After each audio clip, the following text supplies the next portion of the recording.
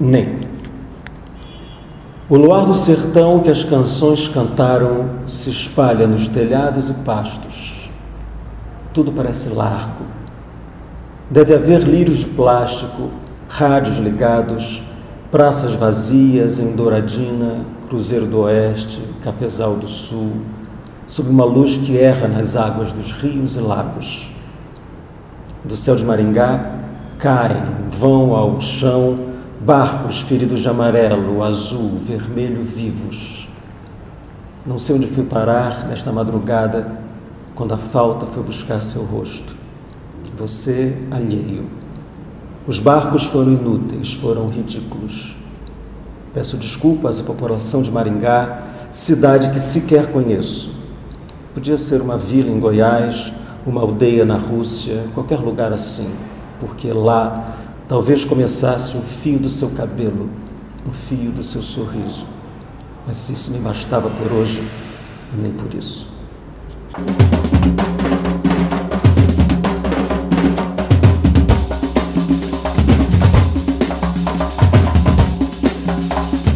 Olá, amigos do Livrado, bem-vindos a mais uma entrevista. Nosso convidado de hoje é ninguém menos que o maravilhoso Canaan Ferraz. Tudo bem, Canaan? Como é que você está, cara? Tudo bem. Tudo jóia. Estamos aqui hoje para falar sobre poesia com o Canaan. Canaan, eu queria falar contigo porque eu vejo nas suas entrevistas, nas suas falas, em mesas em geral, que você é um cara que tem uma noção muito concreta do fazer poético, né? Você, diferentemente de alguns outros poetas que eu já ouvi falar, você tem uma consciência muito racional do teu processo de fazer poesia, e eu queria falar sobre isso contigo. Então, assim, primeiro, vejo que você também dá algumas oficinas de poesia, né? Já deu algumas coisas, e queria saber assim, de você primeiro, assim, de uma linha geral, como se aprende o fazer poético, na sua opinião? Essa espécie de consciência da escrita, né? Eu não diria que ela seja um traço que me singularize. Eu acho que, de certo modo, pertence a uma espécie de gesto comum ao poeta moderno, né? Uma compreensão da escrita,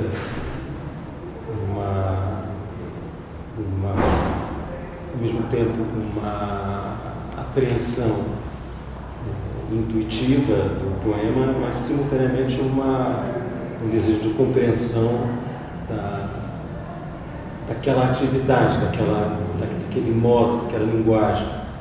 Então, de certo modo, eu herdei isso dessa linhagem moderna. E, particularmente, o fato de que eu fiz faculdade de letras, então, muito em função disso, me aproximei da poesia desse modo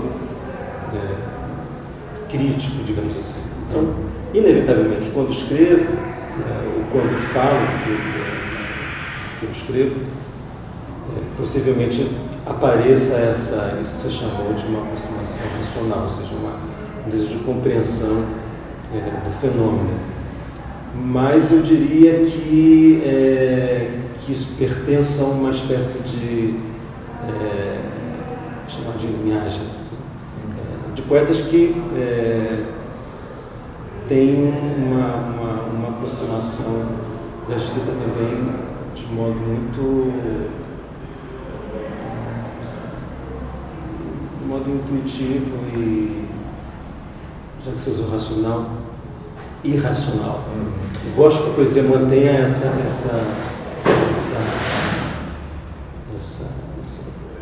aproximação com o mundo e com as coisas e com a linguagem, onde alguma coisa se perde, onde alguma coisa sai do controle. Onde você não está inteiramente no domínio daquilo que você faz. Entendi. Mas você me perguntou como é que se aprende a oficina, como né? se aprende, exatamente. Olha, eu já dei umas oficinas e acho que quando você tem vontade, eu acho que pode estar talento, porque tem gente que sabe cantar, né? Que canta bem, que tem uma voz legal. Tem gente que faz teatro, tem atores que são excelentes, atores que são medianos, atores que são ruins. enfim, qualquer coisa, né, que você faça, tem talento para ser relojoeiro, né, para ser cabeleireiro, Então, muito embora exista essa aproximação racional, também existe uma parte de uma habilidade talvez inconsciente que vem de outras criações, outras formações. Eu acho que existe isso, né? Essa habilidade que você pode desenvolver ou não. E aí eu acho que oficinas ou uma simples conversa com uma pessoa que escreve, você pode desenvolver essa sua habilidade. Agora, a habilidade não é nada, né? Como em qualquer profissão, sobretudo nessas atividades que lidam com sensibilidade, com a criação, não basta você saber como se faz, porque o poema você nunca sabe exatamente como faz, porque cada poema vai te exigir uma coisa. Engraçado que você falou isso, dessa aproximação racional. A voz da poesia sempre foi associada a um caráter mais divino, né? Desde da antiguidade, enfim. E com a morte do autor, essa anunciada pelo Roland Barthes, enfim, existiu um processo assim, racionalista, empírico mesmo, que desloca a voz e a inspiração de um autor, né, daquele narrador que vê tudo de cima, para um autor mais pessoal, né, uma relação mais íntima com a voz literária. Né? A poesia hoje, você acha que vem da onde vem essa voz da poesia? Ainda vem do campo metafísico ou agora já é uma coisa mais humanizada? Assim, de onde vem essa voz da poesia? Olha, é uma excelente questão. Bem, primeiro que quando você fala da poesia hoje, isso cria um problema que é o que é poesia hoje, né? Porque são tantas vozes, elas são muito variadas e muitas vezes elas se atritam, porque elas vêm de lugares, de lugares que você está chamando de esses modos de apreensão, modos de fazer, de pensar, de relação com o próprio fenômeno da escrita, são tão múltiplos que eu não saberia dizer de onde vem, porque eu acho que vem de lugares muito diferentes, porque são possibilidades de escrita que são muito diversas, muitas vezes elas coincidem, muitas vezes não. Agora, eu não acho que haja nenhum poeta hoje que ainda imagina que a sua voz vem de uma coisa sobrenatural, da musa, né? Vem de uma música, que vem de uma coisa, que você é uma espécie de antena que passivamente capta uma coisa que está no alto, no mundo ideal. Não é isso. E nem acho também que seja uma escuta de um mundo interno, assim, que você uma espécie, como se a escrita fosse um filtro pronto para absorver e para transformar em linguagem uma interioridade. Eu acho que a poesia é um contato com o mundo. Contato com o mundo. Eu me considero um poeta lírico, mas eu acho que a poesia lírica é uma poesia não de introjeção do mundo para uma interioridade que fala. Eu acho que, de certo modo, é o contrário até. É uma interioridade que se projeta no mundo. Eu acho que a poesia lírica, ela, sobretudo, eu a vejo assim, e acho que se passa um pouco desse modo. Ela é, ao contrário, uma abertura para o mundo, uma escuta do mundo, né? Agora, é um sujeito que ouve, né? Que está... E nesse processo de escrita e recepção, a literatura, de uma maneira geral, ela tem um processo de um salto de reinterpretação, né, entre produção e recepção, ou seja, o exercício que o leitor faz ao interpretar as palavras, e essa é apontada pelos estudiosos da literatura como um grande barato da coisa, né? Esse salto reinterpretativo que acontece quando a pessoa lê poesia é diferente de quando se lê uma prosa. Você acredita que seja um salto maior, um salto mais para dentro? Como você acha que isso acontece no caso da poesia? Rapaz, eu acho, viu, que a poesia... Você falou de salto, né? Vamos pensar em termos de salto. Eu acho que a prosa assim, seria uma espécie de uma longa piscina, assim, você vai nadando ao longo daquela piscina, você vai e volta. E é mais a extensão daquilo, entendeu? E acho que a poesia não é uma longa piscina. O poema não é uma longa piscina, é uma piscina, quase que um poço. Mas é muito fundo, né? Ele é curto, mas é uma coisa só. Você mergulha e vai assim, a poesia você vai assim.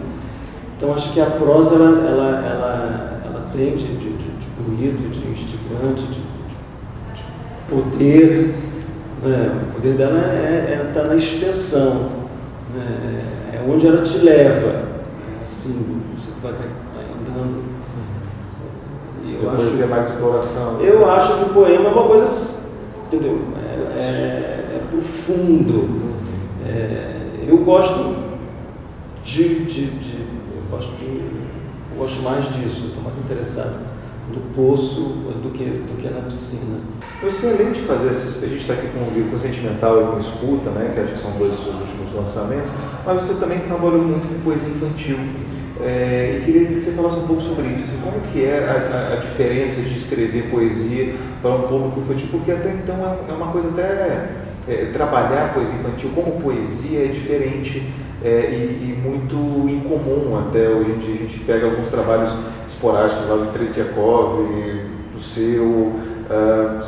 são poucas pessoas que se dispuseram a trabalhar a poesia como poesia, a poesia infantil como poesia, mas trabalham com música, enfim.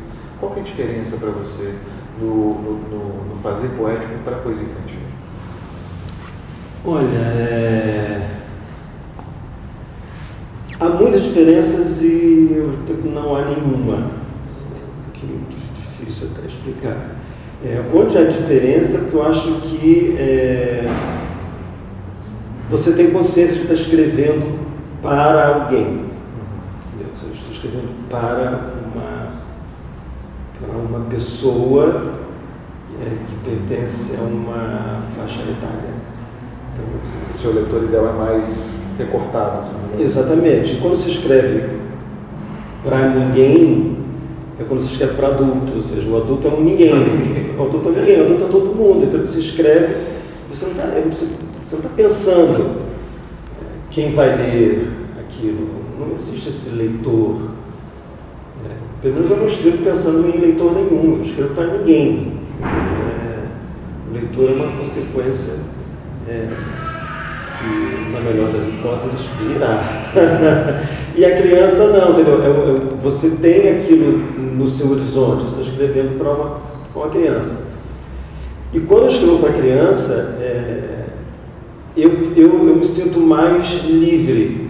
Entendeu? Então, embora eu tenha um leitor determinado, que circunscreve, de certo modo, a escrita, eu me sinto mais livre, mas mais livre para certas experiências formais até que na poesia, que não para criança, que não é poesia para adulto, né? Mas a outra, há outras dinâmicas, entendeu? Mais... Tem uma expressão que o pessoal usa para poesia, você acha que poesia infantil precisa funcionar? Quer dizer, precisa... Pois é, você não precisa funcionar. Exatamente, tem alguma coisa ali que tem a ver com o funcionamento. Agora, o que eu acho que é muito importante, eu acho, é que a poesia para a criança tenha todos os valores da poesia, da poesia, entendeu? Ponto. Ou seja, tem que ser uma experiência radical com a linguagem. É a primeira coisa.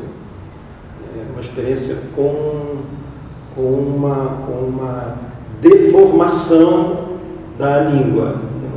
Não pode ser um facilitador. Você não pode Eu acho que quando você fala criança não é porque você põe rimas e usa diminutivo, entendeu? Chama cadeira para adulto, para criança vira cadeirinha. E aí para rimar a cadeirinha da irmãzinha. Aí você está fazendo uma coisa tola. E a poesia não pode ser tola. Se for tola não é um poema. Então você tem que dar ao poema tudo aquilo que o poema quer ser, tudo aquilo que ele pretende ser, de mais alto, de mais potente como experiência de linguagem. E aí eu acho que você tem que entregar isso para a criança, entendeu? Porque senão você está entregando uma coisa errada. Você está roubando dela a experiência de ter contato com aquilo que eu acho que é a expressão mais radical da língua, que é o poema. E nesse sentido a prosa está um passo atrás, entendeu? Onde o poço é fundo, no poema. E eu acho que você tem que dar isso para a criança. Você não tem que botar a criança numa piscininha, entendeu? De plástico, rasinho, não. Eu jogo a minha criança no poço fundo para não morrer afogada como qualquer outro adulto, entendeu? Ela tem que morrer ali. Certo. Agora, só existe uma coisa que eu acho que para não parecer que é exatamente igual, eu acho que há alguns sentimentos que pertencem ao adulto, que eu acho que a criança não percebe, que ela tem a sorte de não perceber. Isso é uma coisa que eu tenho pensado. Por exemplo, a mágoa é do adulto. A criança tem a dor, mas ela não teve ainda o tempo de ter a mágoa, é a sorte que ela tem. Porque a mágoa é uma espécie de dor que ficou e que não se curou, né? Coisa que uma ferida que está sempre aberta ali. E a criança tem o poder de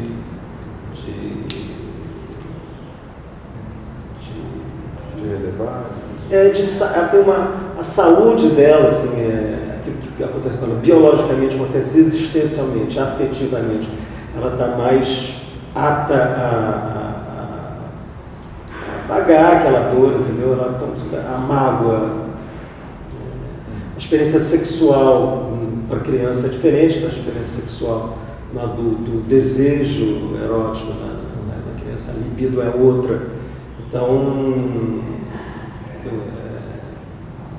não adianta eu falar de uma coisa dessa ordem para uma criança, que não funciona.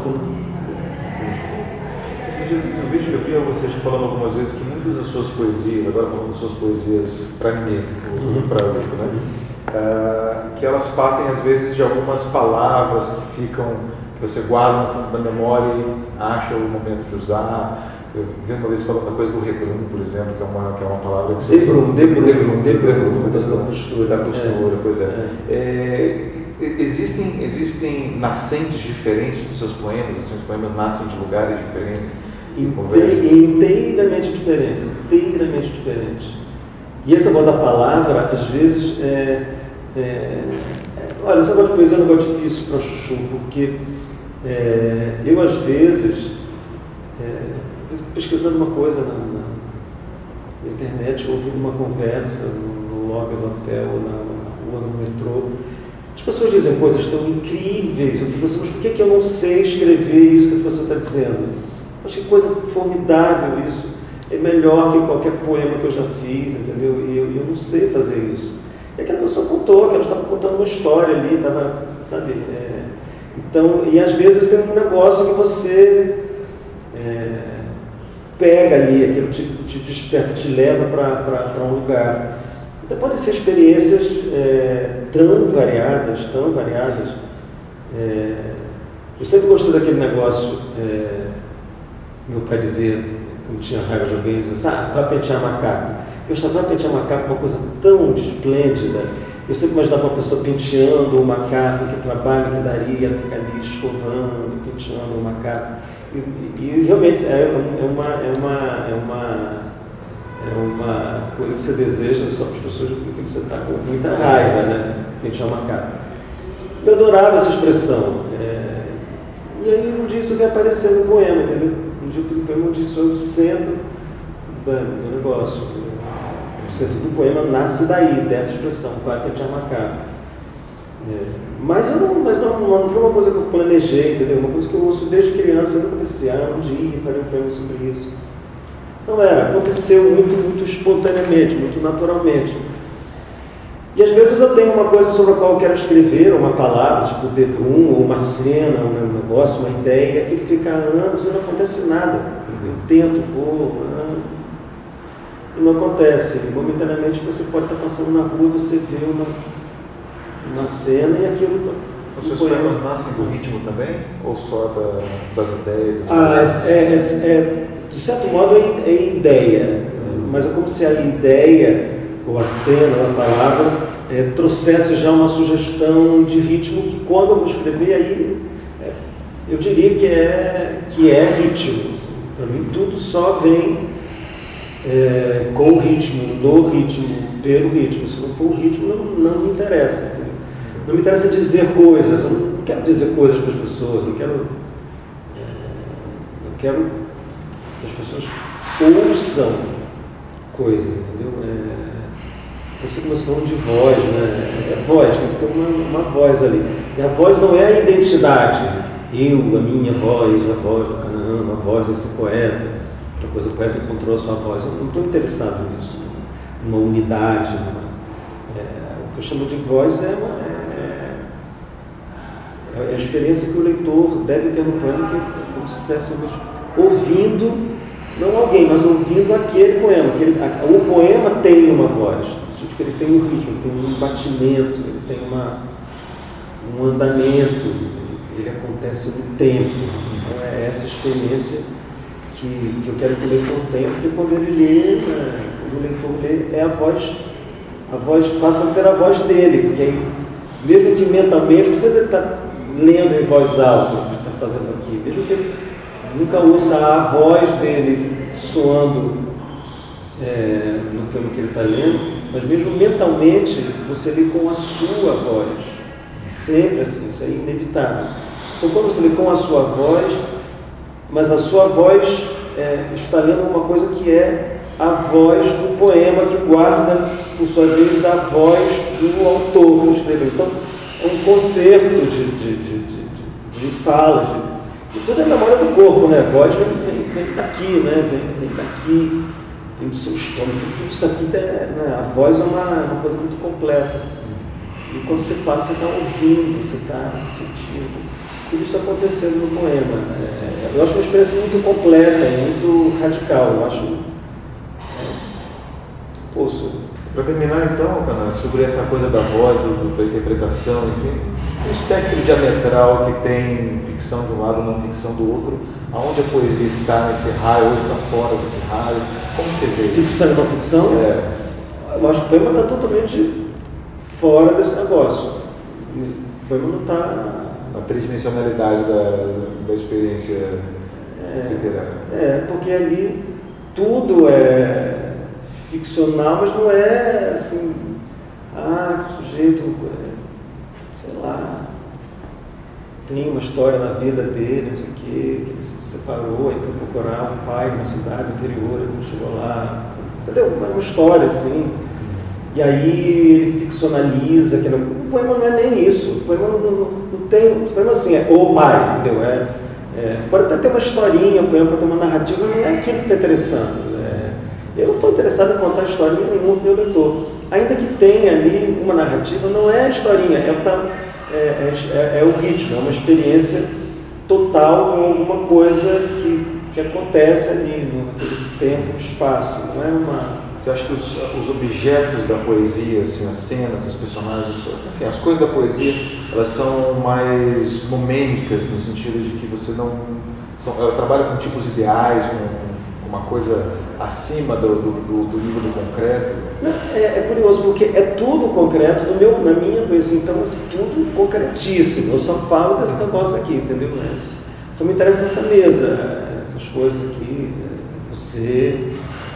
Mas é uma mesa isso me interessa o que eu vejo. Não, mas é porque quando entra ali, não é uma mesa ideal, é essa mesinha aqui, com todas as que você desenha, com essa forma.